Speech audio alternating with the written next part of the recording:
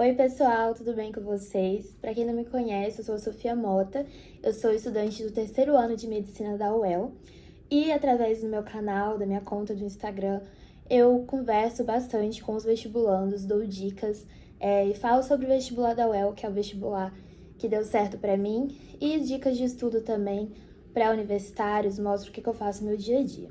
E bom, essa semana a gente tem aí a segunda fase do vestibular da UEL, né? E é a fase bem temida, né? Porque justamente é quando a gente vai ter a nossa prova de redação. Como eu imagino que vocês já saibam, a prova de redação, ela conta bastante no vestibular, no resultado final.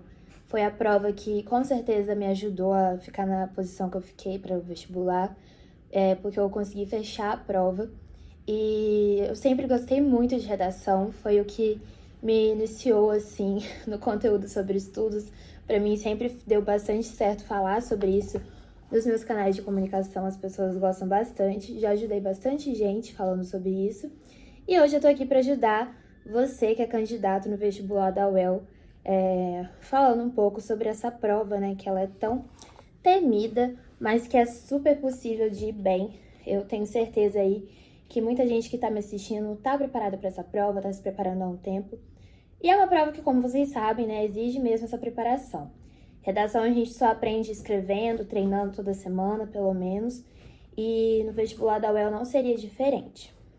O que a gente tem de diferencial no vestibular da UEL é porque a gente tem uma provinha que não é igual ao Enem, né? A gente vai ter ali opção de gêneros textuais para o aluno poder escolher qual que ele vai optar mesmo.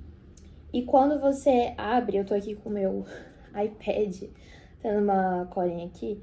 Quando você abre a prova, você vai ter ali a opção de 2 gêneros textuais para você escolher e ver qual que você acha melhor para fazer a sua redação. O gênero que sempre cai, que a gente observa assim, né, que nunca tá fora de moda, é o dissertativo argumentativo, que, como vocês sabem, é o gênero mais cobrado nas provas. E na UEL não seria diferente. Eles sabem, né, que o aluno, na sua maioria, se prepara para escrever um texto dissertativo argumentativo e ele é cobrado nessa prova também, assim como as outras bancas.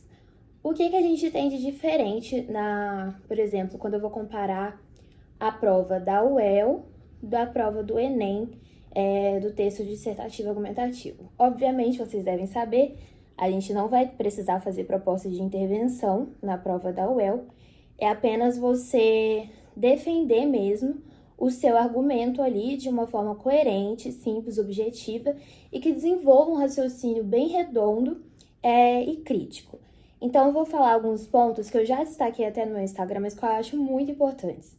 Você usar uma linguagem simples, objetiva e direta, sem enrolação. Você tem que escrever para um leitor universal, de modo que qualquer pessoa que pegar o seu texto ali e ler, ele entenda o que você quis dizer com aquilo. E caso você opte mesmo pelo gênero dissertativo, você tem que deixar bem claro qual que é o seu posicionamento. Não dá para ficar em cima do muro, não dá para você não falar qual é o seu posicionamento, você tem que mostrar qual que é o seu posicionamento diante daquela questão polêmica. Além disso, você tem que construir o argumento em cima daquilo que você se posicionou desde o início, né? E utilizar também os textos base para sua argumentação. A prova ela vai te dar ali um texto fonte que você não deve só ler e falar, então o tema é esse e tal. Não, você tem que utilizar coisas que estão ali no texto base, sem precisar citar diretamente, mas usar ele no seu texto mesmo que você vai escrever para mostrar que você leu, que você interpretou e principalmente que você desenvolveu um pensamento crítico a partir daquilo que você leu. Que você sabe, tem uma noção do que é aquilo e do que vai os problemas, qual que é a polêmica dessa questão. Na última prova, então, a gente teve aí o tema do ChatGPT, né? Que foi o texto base para discussão sobre a inteligência artificial, que é um tema super recente, latente, a discussão está super aflorada. E a gente teve ali um texto junto com uma charge que colocava em questão como que a inteligência artificial poderia afetar a sociedade, né? Até mesmo mudando ali a questão do emprego, né? Às vezes tirando o emprego do trabalhador para um robô. Ela vai mudar toda a configuração que a gente tem aí, econômica, social, e já está mudando. E a UEL, ela queria saber o que o aluno achava disso, como ele se posicionava, é bom, é ruim, como que isso afeta a sociedade. E uma dica muito boa também, que eu vou deixar aqui, que é o que eu uso como base, usei como base no meu vestibular e tô usando como base para fazer esse vídeo, é a revista Diálogos Pedagógicos. Gente, nessa revista, que a UEL disponibiliza depois dos vestibulares, ela coloca qual que é a expectativa da banca em relação ao que o aluno vai escrever, o que eles acham que o aluno tem que falar em relação ao texto base, e eles pegam um texto que foi acima da média, comentam os pontos, eles pegam um texto que foi mais ou menos, foi bom em alguns pontos e pecou em outros, comentam também, e pegam um bem ruim do que não é para você fazer de jeito nenhum e também comenta isso. Então é muito importante você saber o que a banca quer. Vestibular é treino, não tem como você estudar para uma prova sem saber o que a banca quer de você, principalmente quando é redação. E a da UEL é bem específica, então é importante que você pegue essas revistas que eu tenho disponibilizadas no Drive. Vou deixar o link na bio para vocês ou na descrição do vídeo. E leia essa revista, veja realmente o que a UEL exige do aluno. Quando você vê o que a UEL quer, ela quer um aluno que tenha capacidade de raciocínio crítico, acima de tudo, que analise criticamente o texto e, a partir disso, pegue os dados desse texto, consiga conciliar com o seu próprio texto e apresente seus argumentos diante do seu ponto de vista. Isso é muito importante mesmo para a vida na faculdade. A gente usa isso até na medicina, por exemplo, que a gente precisa fazer um raciocínio clínico para poder determinar qual que é o diagnóstico do paciente, qual que vai ser a conduta. Estou dando um exemplo e eu acredito que nos outros cursos também você tem que ter essa capacidade. Depois você vai estar envolvido ali em publicação de artigo, em pesquisa, e isso é essencial. Então, realmente, não dá para o aluno entrar para a universidade sem saber isso. E a UEL exige isso do seu aluno. Uma outra coisa muito importante também que eles exigem é que você não fuja do tema proposto. Você tem que se abster daquilo ali. São de 16 a 20 linhas, não são 30 linhas igual ao Enem. Então, isso também já deixa claro que eles querem um texto que consiga ter uma linguagem simples, objetiva, vai direto ao ponto, mostra qual que é o seu posicionamento e que você não fique dando voltas para falar aquilo. Tem que ser tudo bem claro.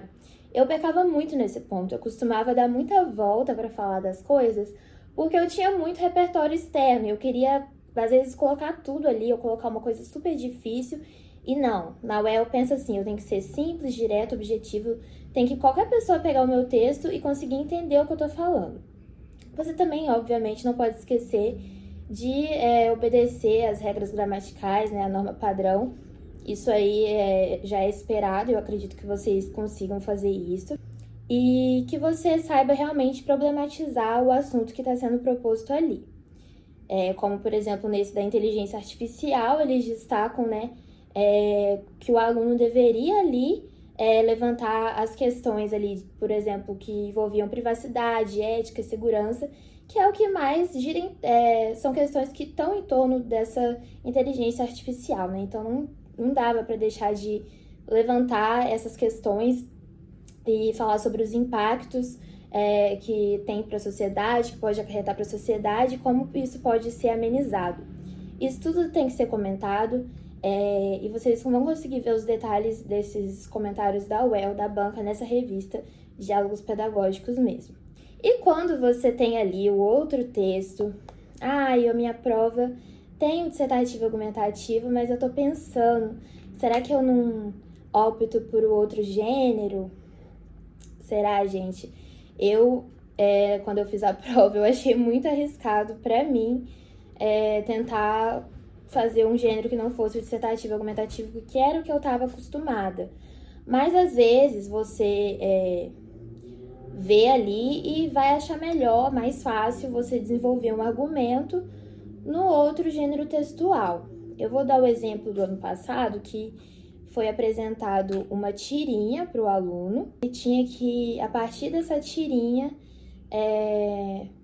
desenvolver o pensamento crítico. Tinha ali uma tirinha com vários alunos rindo de um aluno que não tinha cabelo, e o professor observando aquilo, ficou incomodado no outro dia e resolveu raspar o seu cabelo para ficar igual o seu aluno que estava sofrendo bullying. E foi no outro dia para a escola com aquele cabelo raspado igual o seu aluninho, e as crianças ficaram impactadas. A UEL pedia para... Ele falava assim: sabendo que as tirinhas são utilizadas para fazer humor, criticar ou ironizar, a qual propósito se presta a tirinha acima? Utilize de 5 a 8 linhas para redigir o seu texto. Era um caso, que mostrava como é importante a empatia, que foi o que o professor exerceu diante da situação do aluno. Então, foi uma tirinha com uma crítica social mesmo, falando sobre a importância da empatia. E a UEL quer saber se você entendeu isso realmente, se você tem essa capacidade interpretativa e de criticar mesmo, saber as questões que envolvem a sociedade. A empatia é um assunto que nunca vai sair de moda, é muito importante. Na minha prova, eu baseei meu argumento nisso, que foi sobre a questão do Covid. Inclusive, dá para perceber que a UEL pega uns temas muito latentes, assim. Eu fiz a prova de máscara, cheia de regra, ainda estava no auge do Covid, e eles usaram esse tema, agora a questão do chat GTP, que está muito latente também, eles utilizaram.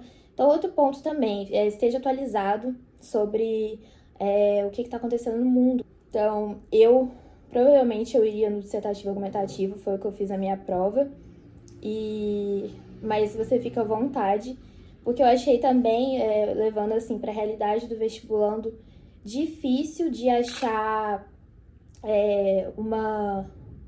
um canal de correção de textos desses gêneros que não fossem dissertativo e argumentativo. É bem difícil você achar, morando fora, daqui de Londrina, lugares que estejam uma banca de professores que estejam preparados para corrigir a sua prova, que não seja desse gênero, que é o que eles estão acostumados. Tô até aqui dando uma olhada, sempre cai tirinha, É uma coisa assim que... Sempre não, Não vou falar sempre, mas costuma cair como alternativa. Já caiu também um que era para você construir uma narrativa, que eu acho mais difícil. Gente, quando a gente tá fazendo vestibular e a gente sabe como que demora para fazer outra prova, depois, e o tempo que leva, eu prefiro ir naquilo que é mais certeiro. Então, mas fica naquilo que você acha mais confortável, esteja mais confiante para fazer. Eu lembro que eu fiz minha redação com muita calma e fiz lembrando desses pontos. Vou ser objetiva, vou ser clara nos meus argumentos. Para vocês terem noção, eu tinha muito repertório externo, mas eu só usei um, que eu acho que é mais do que suficiente, porque eu achei que se encaixava muito bem ali e dá para usar mesmo. Nesse caso da inteligência artificial, eles botaram um texto que falou sobre Revolução Industrial, citou, assim, desde a Revolução Industrial, os avanços da tecnologia. E no meu, por exemplo, que foi sobre a questão do Covid, essa questão de transgredir as regras que estavam sendo determinadas para a sociedade para diminuir a transmissão, eu falei sobre o livro Ensaio sobre a Cegueira, de José Saramago, que levava justamente como ponto principal a empatia, porque a única pessoa que não tinha ficado com a cegueira, que estava todo mundo da sociedade, era uma mulher, e você ficava assim, por que ela não tá cega? Todo mundo da sociedade ficou cego, menos ela. Porque ela era a única ali que olhava para alguém além de si mesma. Então, ela era a única que não estava doente realmente no seu próprio egoísmo. E eu achei aquele argumento muito bom para fazer paralelo com a situação do Covid, da Covid, Então, se você tiver um argumento muito bom assim, é legal usar, mas também não se prenda a isso, não fique floreando seu texto, é para ser simples e objetivo. Eu acho que os principais pontos que eu queria lembrar vocês eram esses mesmo. Eu espero que vocês façam uma boa prova. Tô aqui com a minha blusa de calouro. porque eu sempre fico empolgada quando tá entrando gente nova e eu adoro encontrar gente que acompanha aqui as minhas dicas e consegue entrar para a faculdade, seja de medicina, seja de outros cursos. É muito bom saber que a gente está ajudando. No próximo vestibular, inclusive, vou estar preparando bastante coisa para vocês, vou fazer material. Eu vejo que ainda falta bastante disso na internet e eu vou estar proporcionando isso. Então não deixem de seguir meu Instagram de estudos, que é o Sofia G Daily. E aqui, ó, para quem é de Londrina já sabe, né? É a bandana que os calouros de medicina usam quando entra, essa é a minha. E eu espero que você aí que está me assistindo, que sonha em passar em medicina, consiga conquistar essa bandana, que é muito especial, é marcante na nossa vida. E você que está prestando para outro curso também consiga chegar onde você quer. Estou disponível para vocês aí nessa semana, sei que não é fácil, qualquer coisa mandem um direct. E é isso, um beijo e até o próximo vídeo.